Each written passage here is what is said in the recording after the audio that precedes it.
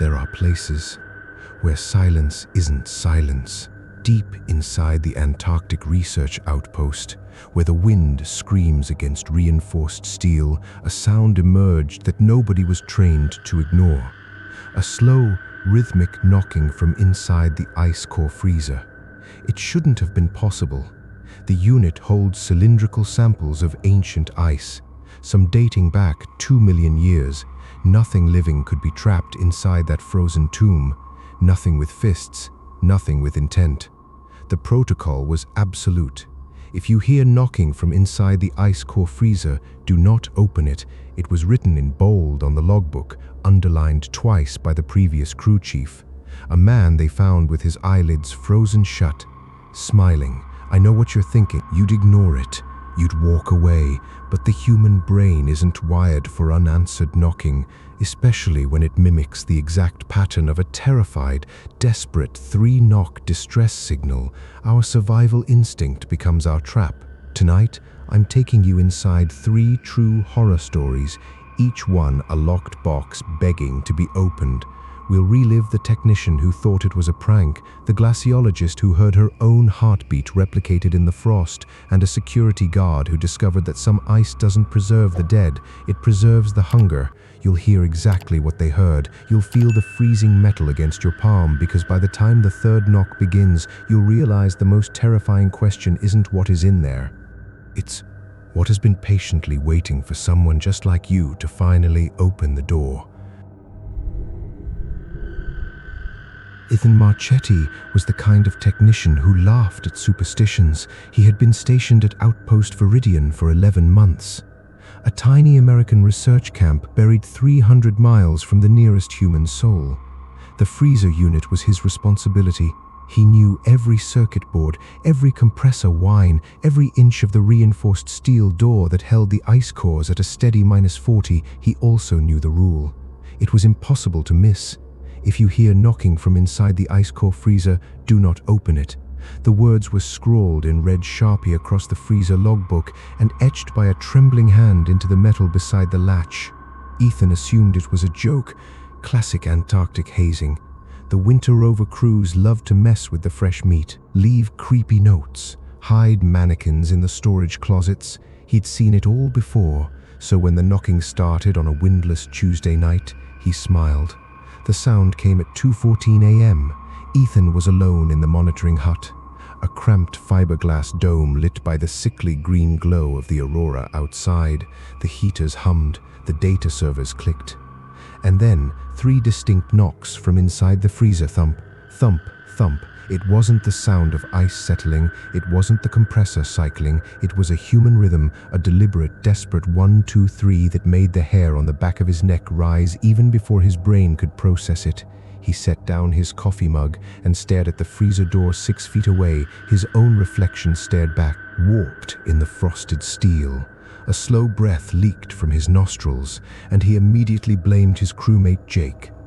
Jake Delaney was the only other soul awake during the night shift, a wiry, sarcastic geologist who considered boredom a personal enemy. Jake had spent the past 3 days teasing Ethan about the new ghost protocol he'd cooked up. He'd hidden a Bluetooth speaker in the ventilation duct before, playing recordings of a crying baby that nearly made Ethan lose his mind. This had to be the same stunt, a tiny speaker wedged between the ice core tubes, broadcasting a knocking loop from Jake's phone, enforced a laugh. It came out thin and dry in the sterile air. He stood up, his chair scraping against the metal floor, and walked toward the freezer with the casual swagger of a man determined not to be scared. He pressed his palm against the door. The vibration of the compressor buzzed through his bones. Everything felt normal. He rapped his knuckles twice on the steel in a playful shave and a haircut pattern and waited. Silence, then the freezer knocked back. 3 beats, identical pacing, identical intensity. But this time the sound was sharper, like bone striking metal from the other side. Ethan's grin faltered. His breath fogged the air in front of his face. A pale ghost that vanished in an instant. He told himself the speaker was simply well placed. Jake had really outdone himself. He'd probably drilled a small resonant cavity into the insulation to make the sound carry. Classic prank engineering. Part of him was actually impressed, but a smaller, much quieter part of him noticed that the knocking had shifted slightly to the left, as if something inside had moved closer to where his hand rested. He shook off the thought. Ridiculous. It was a sealed freezer stocked with cylindrical ice samples the length of his arm, nothing else. He grabbed the heavy latch and yanked it upward with a grunt, breaking the vacuum seal with a wet hiss. A blast of frozen air rolled out, wrapping around his ankles like a living thing. The interior light flickered on, illuminating rows of aluminum tubes stacked on wire racks, a perfect library of ancient climate data. Ethan crouched, scanning the gaps between the tubes for any sign of a black plastic speaker. Nothing on the bottom shelf, nothing on the middle. He stood on his tiptoes to check the top, his fingers brushing against the frost-crusted metal. And there it was, a small device, wedged behind the oldest core, a sample labeled VDN 184040, depth 3,200 meters. He recognized the cheap casing of a portable Bluetooth speaker, the kind you buy at an airport kiosk. He snatched it up, his fingers already going numb through his gloves, and pressed the power button. The tiny LED blinked green, then died. He let out a breath he didn't realize he'd been holding, the tension in his shoulders melting into a warm wave of vindication. Gotcha, Jake. He'd bury the speaker in Jake's sleeping bag later. See how he liked waking up to a cold pile of electronics. He backed out of the freezer, swung the door shut, and turned the latch until it clicked. The silence that followed felt heavier than before, as if the room itself was holding its breath. Ethan returned to his workstation, dropped the speaker next to his keyboard, and took a long sip of lukewarm coffee. His heart was still beating too fast. Annoying. He didn't want to give Jake the satisfaction of a racing pulse, even if he was the only one in the room. He forced his eyes back to the telemetry screen. Columns of numbers representing temperature gradients and atmospheric pressure. He tried to lose himself in the data. That's when the knocking started again. 3 knocks. Thump, thump, thump. It came from the freezer, exactly the same as before, except the speaker was sitting right in front of him. Ethan's blood turned to slush. He stared at the dead device on his desk, its little green light utterly dark, and then back at the freezer door with a raw, primal dread that clawed its way up his throat. His lips moved, but no sound came out. He wanted to believe it was a secondary speaker, a backup system that would be just like Jake, meticulous, over-engineered. But Jake was a geologist, not an electrician.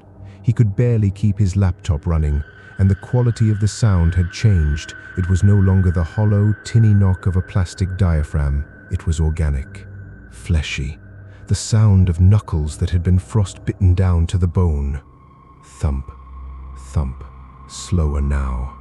Patient, as if whatever was making the sound knew Ethan was listening. He stood up. His legs felt like they belonged to someone else, distant, clumsy.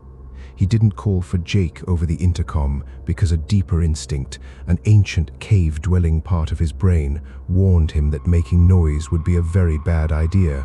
He approached the freezer on the balls of his feet, his breathing shallow and ragged, every exhale a trembling puff of vapor. He pressed his ear to the freezing metal. The knocking stopped. A long pause stretched into an eternity, and then he heard something far worse, a scrape.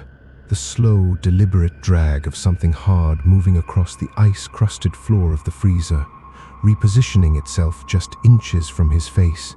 He could hear a wet, clicking respiration, not breathing exactly, but the sound of frozen tissue cracking and reshaping in the dark. Ethan stumbled backward, his spine hitting the edge of the workstation so hard that pain lanced up his ribs. The monitor flickered, and in the distorted reflection of the black screen, he saw the freezer door. It was perfectly sealed. The heavy latch was still down, but a thin line of condensation was dribbling from the bottom seam and pooling on the floor like drool. This wasn't a prank. This wasn't a malfunction. Something had been sealed inside that freezer long before Ethan arrived. Something that had been perfectly preserved in the ice for epochs, waiting for a single mistake. And the rule wasn't superstition, it was a desperate, blood-written warning left by the previous technician. the one who'd been found with his eyelids frozen shut, smiling. Ethan's hand moved on its own. It reached for the intercom button to scream for Jake, but stopped halfway, hovering in the air as a new sound froze him solid. The latch on the freezer door began to rise. Slowly, incrementally, the metal lever moved with a painful screech of rusted steel pushed from the inside by a force that made the thick bolts groan. The door wasn't just being opened, it was being tested. Tasted, he couldn't move, he couldn't breathe. The frost on the door spider-webbed into 1,000 tiny cracks, and through those cracks, he saw it. A hand, not a human hand, a 5-fingered shape that had once been human, but the skin was translucent, blue-black, stretched tight over elongated bones that bent in too many places. The fingers curled around the edge of the door, and the nails scraped against the steel like a violin string snapping. Ethan finally found his voice, but all that came out was a thin, childlike whimper that died in the frozen air.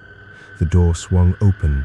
The interior light had gone out, and the darkness inside was absolute, a hungry black void that drank the light from the monitoring hut. The hand retreated into the shadows, and for one fragile, hopeful second, Ethan thought it was over. Then the knocking began again, not from inside the freezer, from directly behind him. Thump, thump, thump. He spun around and saw nothing but his own terrified reflection in the blank monitor. The realization hit him like a freight train of ice water. The thing had never been trapped inside the freezer. The knocking was never a request to be let out.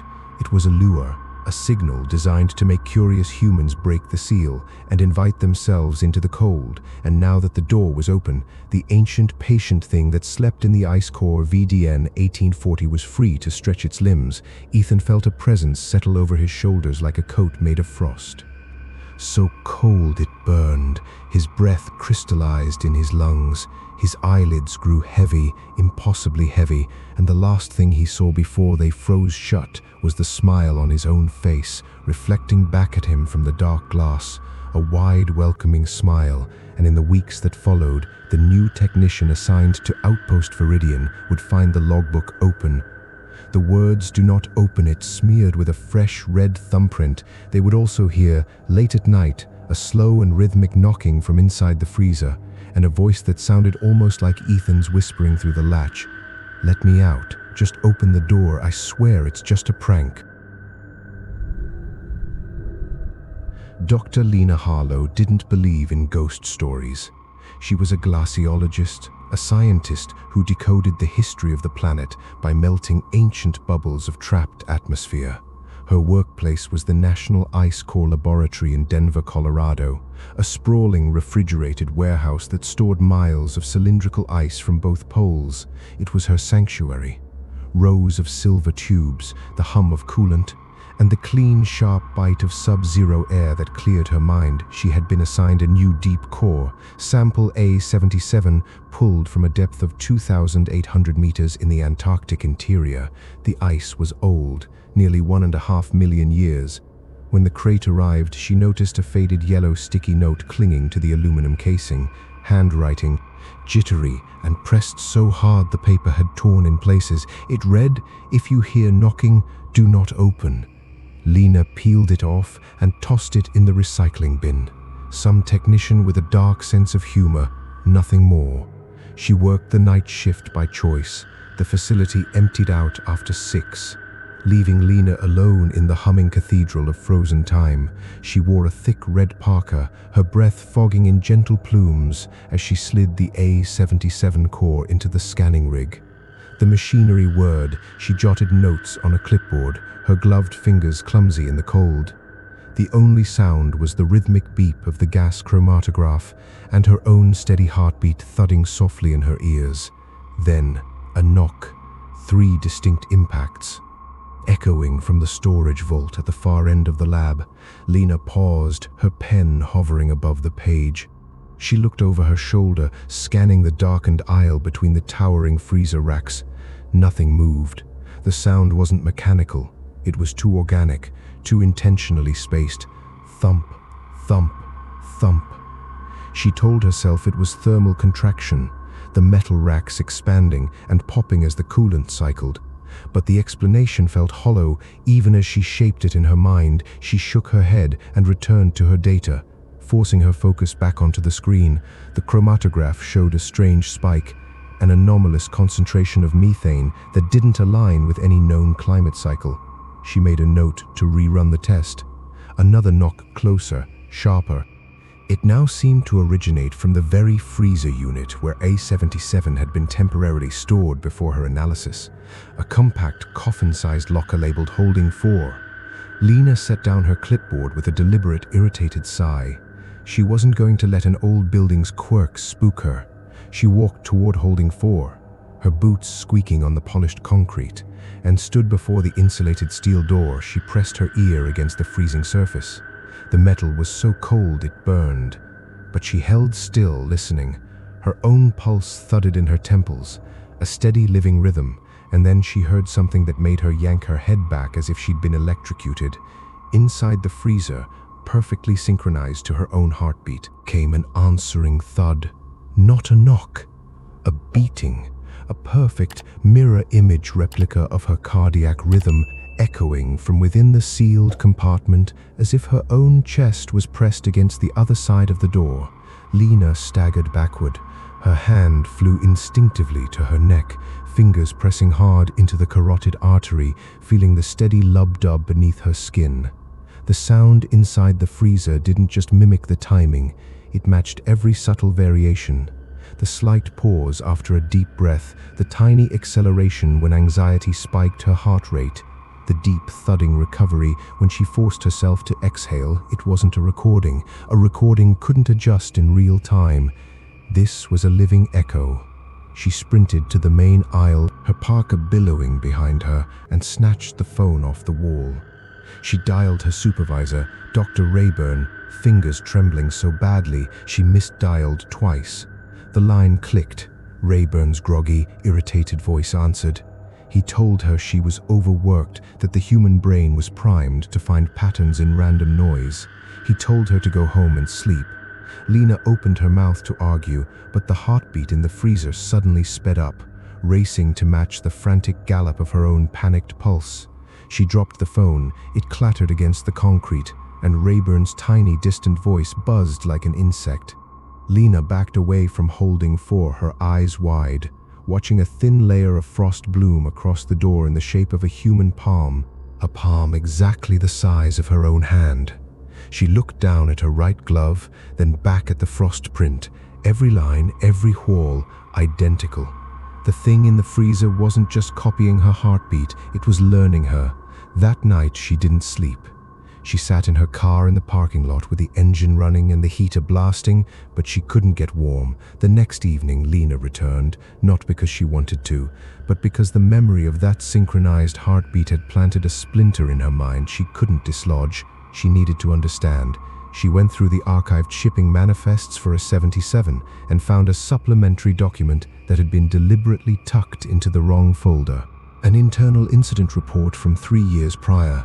The previous researcher assigned to this core, a man named Dr. Samuel Kessler, had also reported hearing rhythmic biological acoustic anomalies.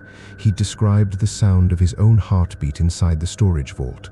The report stated he'd become obsessed, refused to leave the lab, and was eventually discovered on the floor in front of an open freezer door, his eyes frozen solid, a serene, blissful smile stretching his blue lips. The core had been resealed and transferred to Denver, with an unofficial warning attached. Lena's hands shook as she read Kessler's final handwritten note, scanned into the file. She just wants to share the cold. She only knocks because she's lonely. Let her out. And she'll make you whole. She should have walked away. She should have incinerated the core and erased every record. But curiosity is a slow poison, and the sound of her own heartbeat calling to her from inside the ice was the sweetest, most intimate music she'd ever heard. It felt like home. She approached Holding 4 at 2:13 a.m., exactly the same time the knocking had begun the night before. The building was silent, except for the distant hum of ventilation. She stopped a foot from the door, and the heartbeat inside immediately adjusted to match hers, beat for beat. She placed her bare palm against the frosted steel, and the frost melted under her touch, reforming instantly into a handprint that interlaced its fingers with hers. Tears streamed down her cheeks. She didn't know why she was crying, only that the presence inside the freezer felt like a reunion with a part of herself she hadn't realized was missing. The knocking resumed. Soft, gentle, welcoming thump, thump, thump. It wasn't a warning, it was an invitation. Lena's hand moved to the heavy latch. She knew the rule. She remembered Kessler's frozen smile, but the heartbeat was so warm, so familiar, and the loneliness she'd carried for 37 years felt like a wound that only this cold embrace could heal. She pulled the latch upward. The vacuum seal broke with a wet, hungry hiss, and a cloud of white vapor rolled out, wrapping around her ankles like affectionate serpents. The interior was dark, but she could see the outline of the A-77 core tube resting on its rack, and behind it a figure. A woman. The same height, the same build, the same face. Lena stared into her own eyes, and the reflection smiled back at her with a tenderness that was utterly disarming. The figure's lips moved, and Lena heard the words not with her ears, but as a pulse inside her chest. "You knocked," I answered. "Now we can be together forever, in the quiet, in the cold." Lena stepped forward. The cold didn't hurt. It felt like slipping into a bath drawn to the exact temperature of oblivion. The door swung shut behind her with a soft final click, and the latch reset itself from the inside. The next morning, a janitor found the holding freezer door slightly ajar, a trail of frost snaking across the floor. Inside, the A-77 core sat undisturbed in its tube, but a new shape had formed in the ice. A perfect, crystalline sculpture of two figures, embracing their features indistinguishable. And when the new night technician, a young man named Derek, clocked in for his first shift, he heard something that made him freeze mid-step. From deep within the vault came a steady, rhythmic knocking, followed by a woman's heartbeat, soft and content, and a whispering voice that seemed to originate from the thin air beside his ear. It said, "Lena is happy now. Come and see. Just open the door." Marcus Cole had been a security guard for 23 years. He'd worked graveyard shifts at morgues, maximum security warehouses, and a decommissioned missile silo in North Dakota, and he'd never once been afraid. Fear was a chemical reaction, adrenaline and cortisol. He'd learned to suppress it like a reflex when he took the job at ColdPoint cryogenic storage in northern Minnesota, a remote, low-slung concrete bunker buried in the Pine Barrens. He assumed it would be the easiest paycheck of his career. The facility stored deep ice cores for private climate research, rows of gleaming freezers. No visitors, no drama, just the endless sub-zero hum of machinery and the occasional crack of expanding metal. The previous guard, a kid named Wallace, had quit abruptly after 6 weeks, left a rambling voicemail about rhythmic disturbances and something mimicking his mother's voice. Marcus erased it without listening to the whole thing. Burnout. It happened all the time in isolation posts. His first week was silent and uneventful, exactly how he liked it. But on the 8th night, the temperature outside dropped to -47 degrees. A blizzard swallowed the facility whole, burying the access road under 6-foot drifts. Marcus was completely cut off. No phone signal, no radio. Just the pale glow of fluorescent lights and the steaming thermos of black coffee that never seemed to warm his fingers. He sat at the monitoring station, a bank of grainy black and white screens showing empty corridors and sealed freezer doors, and felt the first needle of unease prick the base of his skull. It was too quiet. Even the wind screaming against the concrete walls a moment ago had suddenly died. The silence felt artificial, like a held breath. He stood to make his rounds, his heavy boots echoing down the central corridor. The walls were lined with thick insulated pipes that wept condensation. He checked the first freezer unit, secure. The second, secure. The third, labeled Core Storage 7, was also secure, but as he turned to walk away, he heard something that stopped him cold, a soft, wet shifting, the sound of something heavy. Adjusting its weight on the other side of the steel door, Marcus leaned in, pressing his ear close to the freezing latch. Nothing. Just the hum of the compressor. He chalked it up to ice settling, a perfectly normal phenomenon that every manual described in tedious detail, but as he pulled away, the sound came again. More defined this time. 3 distinct, deliberate thumps. Knock, knock, knock, pause, then 3 more. It was a pattern a human would recognize anywhere. The universal distress signal. SOS, his jaw tightened. He didn't believe in ghosts, but he did believe in trespassers. Maybe some lost hiker had stumbled into the facility seeking shelter, gotten disoriented, and somehow locked themselves inside a cryogenic unit. It was a stupid theory. The freezers were only accessible from the outside, but it was the only theory that didn't make his skin crawl. So he clung to it. He slammed his palm against the door. "Hey, anyone in there?" His voice was swallowed by the insulated steel. The knocking stopped. For a long, stretched-out moment, there was nothing, and then the door knocked back with such violent force that the metal bowed outward, leaving a shallow, fist-sized impression in the steel. Marcus stumbled backward, his hand flying to the taser on his belt, his heart hammering against his ribs like a trapped animal. He radioed the main office. Static. He tried the landline. Dead. The blizzard had severed every connection to the outside world. And Marcus realized with a slow, creeping dread that he was alone in a concrete tomb with something that wasn't supposed to be inside Core Storage 7. He pulled the emergency logbook from the drawer at the monitoring station. It was a thick, leather-bound volume filled with handwritten entries dating back 5 years. Most were routine: temperature checks, inventory updates, shift handovers. But Wallace's final entries were different. The handwriting started neat and professional, then deteriorated into jagged, spiking scrawl. The last page read, "It's not knocking because it's trapped. It's knocking because it's waking up. The ice didn't kill it. The ice just paused it. And it's so hungry. Do not open the door. Do not let it feel your warmth." Marcus slammed the book shut. His breath came in short, sharp bursts, fogging the air in front of him. He was a rational man, a practical man, but Wallace's terror was a contagion, and it had wormed its way into his chest. He decided he would sit at the monitoring station, drink his coffee, and wait for the storm to pass. Whatever was in the freezer, it could knock until its frozen fists shattered. He wasn't opening that door. The knocking continued, hour after hour. It never grew tired. It never lost its rhythm. And around 3 a.m., it began to change. The 3-knock pattern remained, but the texture of the sound shifted. It became wetter, heavier, like meat striking metal. Marcus pressed his hands over his ears and hummed old country songs. But the sound bypassed his eardrums entirely. It vibrated through the concrete floor, up his chair, into the marrow of his bones. Then the knocking stopped. The sudden silence was worse. Marcus lifted his head. He stared at the monitor showing the corridor to Core Storage 7.